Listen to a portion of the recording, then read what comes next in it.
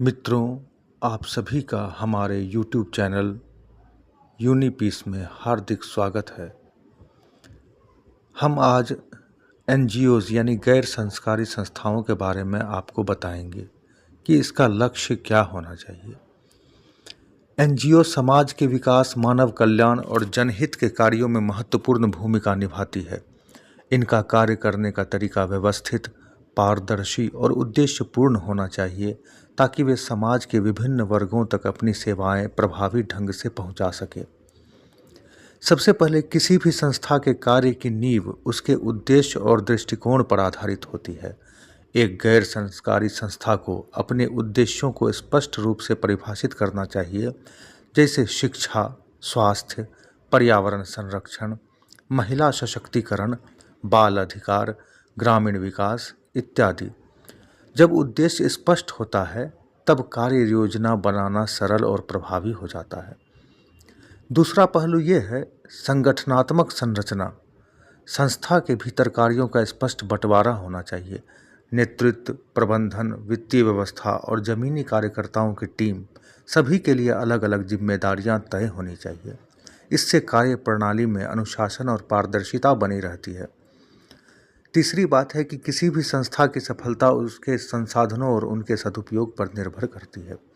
धनराशि, मानव संसाधन और समय तीन मुख्य स्तंभ हैं।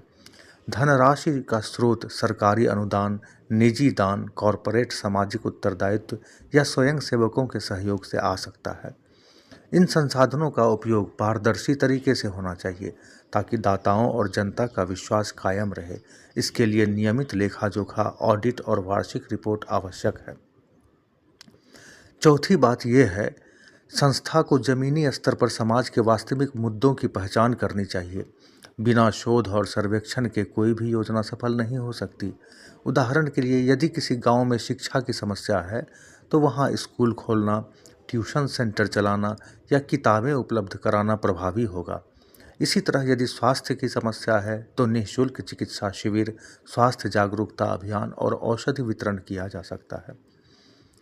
पांचवी बात है कि कार्यों में भागीदारी और सहयोग भी जरूरी है। केवल संस्था ही नहीं बल्कि स्थानीय लोग, पंचायतें, प्रशासन और अन्य सामाजिक संगठन भी शामिल किए जाएं।